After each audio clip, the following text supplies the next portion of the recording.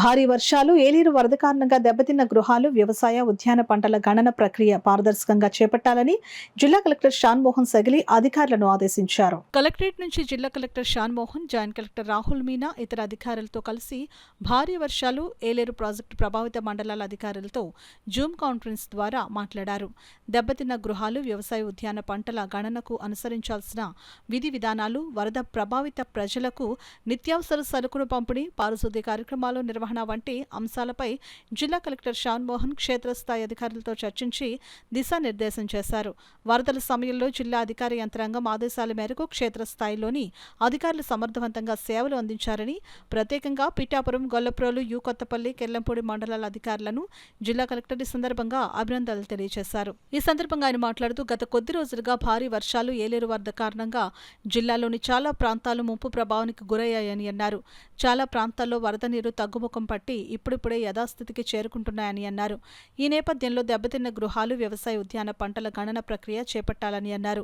క్షేత్రస్థాయి అధికారులు ఎన్యూమరేషన్ ప్రక్రియపై ప్రత్యేక దృష్టి పెట్టి పారదర్శకంగా చేపట్టాలని జిల్లా కలెక్టర్ అధికారులకు స్పష్టం చేశారు.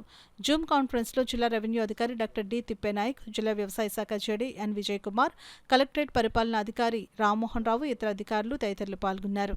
దానికన్నా కొంచెం లెస్ సివియారిటీ ఏంటి, మెరూనింగ్ ఆఫ్ ద విలేజ్. అంటే ఇళ్ళు బాగానే ఉన్నాయి, నేను ఊర్లో తిరగలుగుతున్నా, మేబీ రోడ్ల మీద నీళ్ళు ఉన్నాయి కాబట్టి ఒక అడుగు 2 అడుగులు నీళ్ళలో నడవగలిగి నేను పోయి ఏదన్నా పక్కింటికి పోవాలన్నా లేకపోతే సచివాలయానికి పోవాలన్నా పోవచ్చు. కానీ నేను పని చేసుకోలేను. నేను తోపుడు పని నడుపుకునేవాడిని, ఆ ఊర్లో నడుపుకోలేను. నేను ఆ ఊర్లో ఏదన్నా షాప్ పెట్టుకుని నడుపుకోలేను. ఇలా లైవ్లీహుడ్స్ పోయిన సందర్భాలు మనకి చాలా గ్రామాల్లో ఉంటుంది. నాకు తెలిసి అట్లీస్ట్ ఒక 22 గ్రామాలు ఉన్నాయి.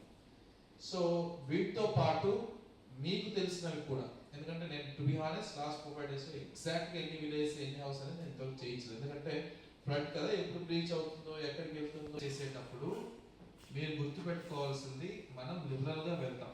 ఓకే, లిబరల్గా వెళ్ళి ఎక్కడైనా మెరూనింగ్ అయిన హౌసెస్లో కూడా మనకి వాళ్ళ డ్యామేజెస్ మనం గుర్తించగలిగేటట్లు మనకి ఒక యాప్ ఇవ్వడం జరిగింది. సో ఈ యాప్ బోత్ ప్రైవేట్ ప్రాపర్టీస్ అంటే ఇళ్ళకి, నివాస ప్రాంతాలకి వాటికి ఉంది, ప్లస్ కమర్షియల్ ప్రాపర్టీస్ అంటే షాప్స్ కానీ, హాస్పిటల్స్ కానీ, ఇంకేదైనా కిరాణా కొట్లు, రకరకాల కమర్షియల్ ప్రాపర్టీస్ కూడా ఉంది. ఎలక్ట్రికల్ హౌసెస్, మెకానిక్ షాప్స్ ఉంటాయి, ఎలక్ట్రిక్ షాప్స్ ఉంటాయి. ఇలాంటివన్నీ పాడైపోతాయి, ఎందుకంటే వాటి మెషిన్స్ ఉంటాయి దాంట్లో, అవి నీళ్ళలో మునిగిపోయి పాడైపోయి ఉంటాయి. సో మీరు ఆల్రెడీ న్యూస్ చూస్తుంటారు కదా విజయవాడలో ఏం జరిగిందో. సో సిమిలర్ కేసు మంది కూడా కొంచెం తక్కువ ఇంటెన్సిటీ. సో ఈ కమర్షియల్ ప్రాపర్టీస్ లో కూడా డ్యామేజెస్ జరుగుతాయి. సో మనం ఇప్పుడు ఎన్యూమరేషన్ చేసేటప్పుడు both houses plus commercial properties. మూడో అత్యంత ముఖ్యమైన లాస్ ఏంటి మన జిల్లాకు వచ్చేసరికి, అగ్రికల్చర్ లాస్. మీ అందరికీ తెలిసిందే, ఊళ్ళను కాపాడదామన్న ప్రయత్నంలో మనం నీళ్ళన్నీ అగ్రికల్చర్ ఫీల్డ్ నుంచి వదిలేసాం వీళ్ళంటి చోట.